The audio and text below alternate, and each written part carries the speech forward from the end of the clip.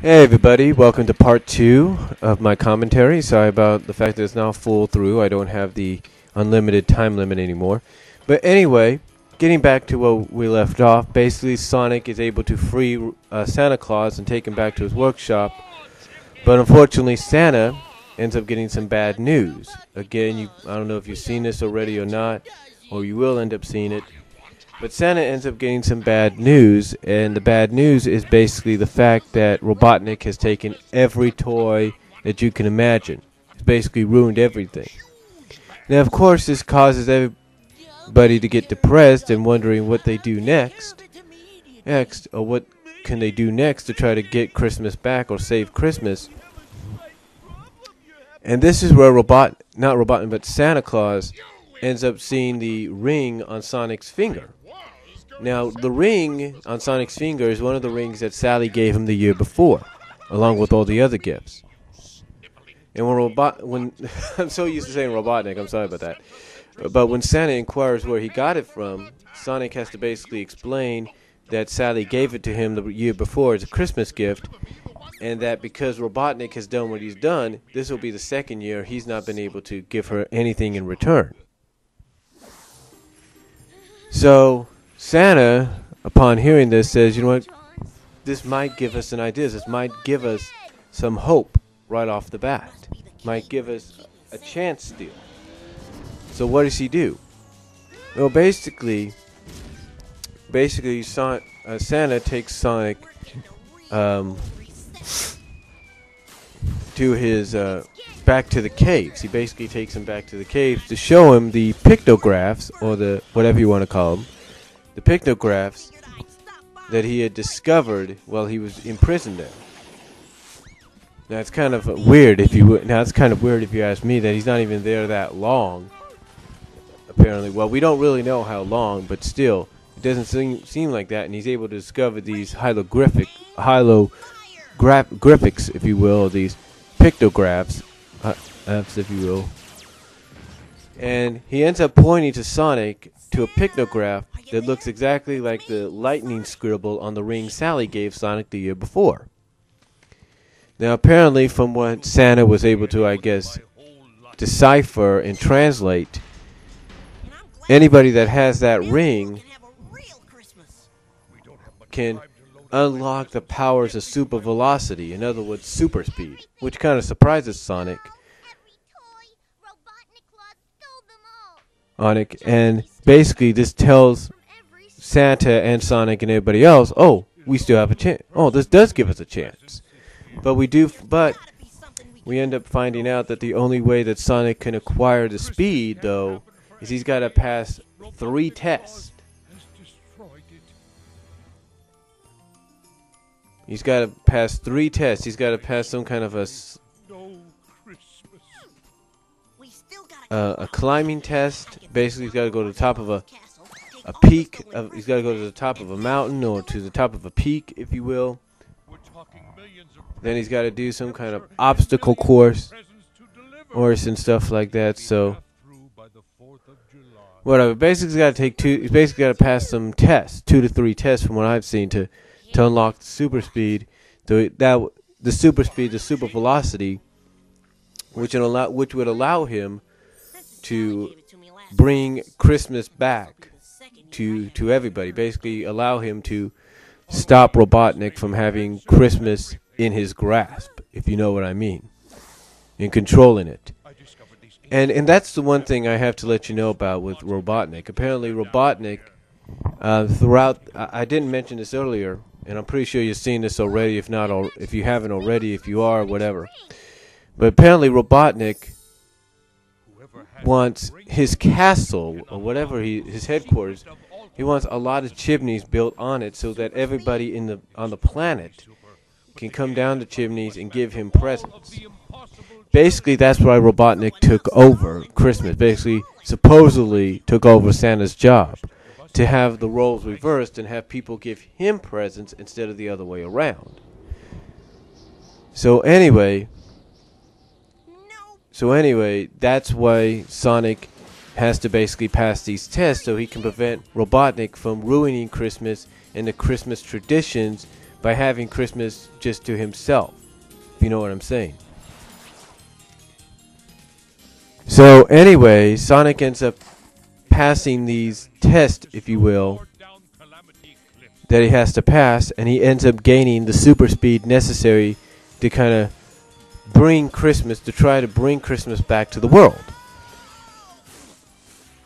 Now, Santa at first is happy that Sonic passed the test, but is kind of still depressed at the fact that they may not be able to save Christmas in time.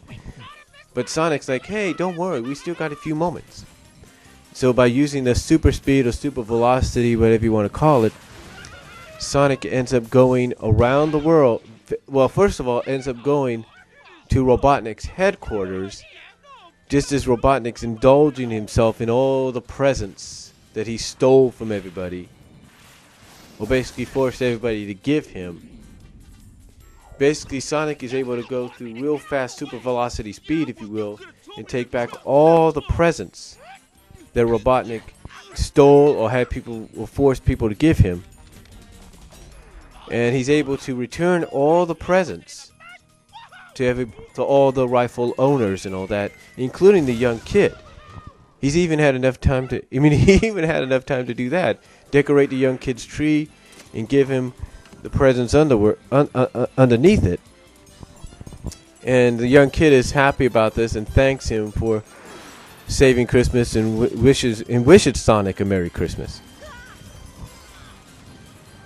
Then we get to Sally. That's right, Sally's still in the special.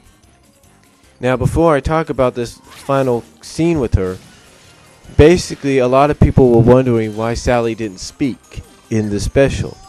You know, a lot of people thought that when she first appeared and Sonic, left to basically after her and Sonic made the agreement of no presents and he took off towards Tails, and she puts a finger up like she does, it looked like she's about to say something, right?